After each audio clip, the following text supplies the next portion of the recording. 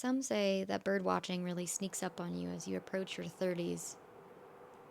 So, how does one make a story about a bird murder in their backyard interesting to someone that wasn't there or maybe just doesn't care about such a thing? What is it that I learned from holding a little sparrow in my hand as I watched it pass away?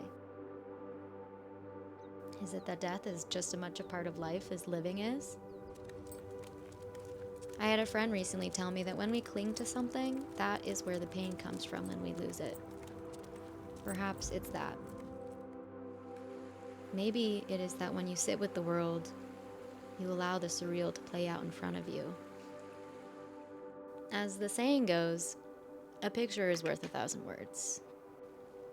But allow me to lend you some of mine anyway.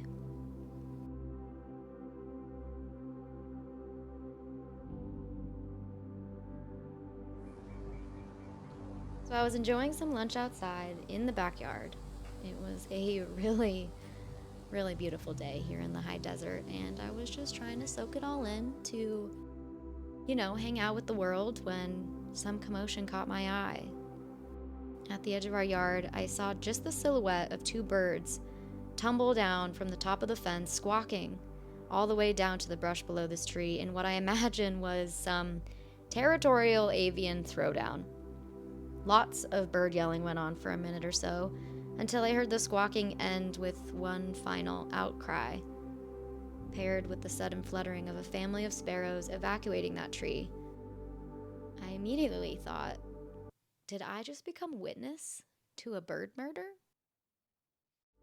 I ran over and I peeped into the brush, and nothing happened. I found silence. But after just a moment, a jay appeared from the shadows and tossed this little sparrow, one of the many that frequent the bird feeder nearby, backside down just 2 feet from my face. I rushed over to get my garden gloves, and I did what any animal-loving, naive, soft girl would do. Without prevail, of course. I tried to give it mini CPR with just my index finger. I'd seen it online once, I'm sure. It all happened so fast. I stood there staring at it in my hand for so long, in one of those bubbles where you can feel life going on around you, but you are frozen still. I ended up burying the little creature in our yard near the feeder. I know it felt significant, but why? What was the universe trying to tell me so unexpectedly? I mean, what are the odds that I would be there to see this unfold? It made me wonder about all the littler things we pass by every day. What story placed those things there? And of course, how I interpret and tell the story is influenced by what my emotional state was at the time, and evolves even now as I continue to assign its meaning. Because that's what we do. We tell stories to relate to the world and relate to our fellow human, or bird, or flower.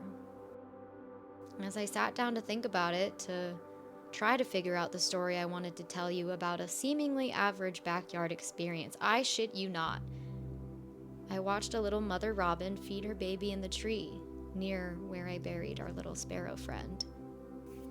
A reminder akin to that of seeing the mundane but rare. City workers on a truck painting down the stripes in the middle of a road. Catching the button that falls off from your shirt, or finding a letter in a thrifted pocket. The reminder that life is not as it seems in one moment or the next, but is being laid down and planted relentlessly in all directions. It's easy to put this thought on the back burner, to let it play in the background. But by sitting in the backyard, sitting with all of it at once, you see that this part is surreal. That we are not just silent observers, but integral moving parts in the world around us. So, what lesson did I learn? Is it that death is just as much a part of life as living? Maybe to not cling to things, for that is where our grief is born.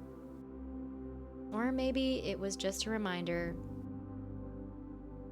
that this is real life.